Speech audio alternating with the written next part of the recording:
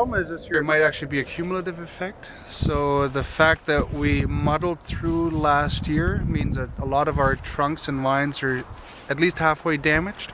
And this year we have another cold year after a cold year, meaning that some of these vines might actually have been finished off.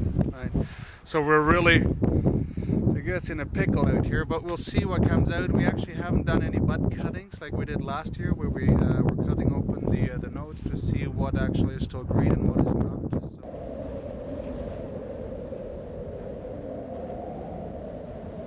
2014 and 2015 have been some pretty cold winters in a row. I think the biggest lesson that we're learning from this is that we might have to rethink our strategy of what we grow here and what we want to grow. Maybe it allows us to refocus too as an industry, because everybody's affected. It doesn't really matter how much you have in a budget, because Mother Nature actually doesn't care, right? So the only way to protect yourself would be in a greenhouse, but who's going to do that?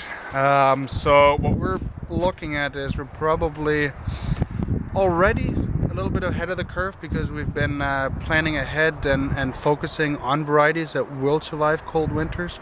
We do have some hybrids on site, like our Vidal and Chamberson. Vidal is definitely one of the wines that we stand out for.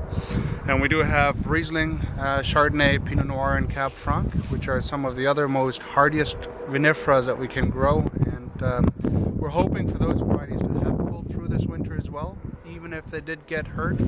And I guess we'll just refocus in the future.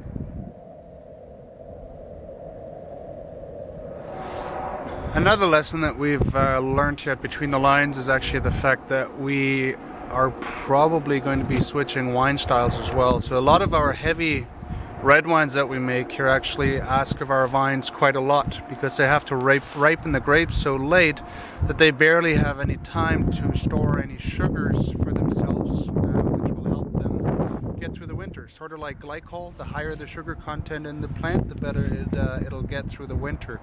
So for our very late ripening reds, like our Cab Sauvignons, which we don't grow by the way here, but our Cab Franc, are they don't have time to acclimate as well as they should, and the result is actually the fact that they will die in the winter.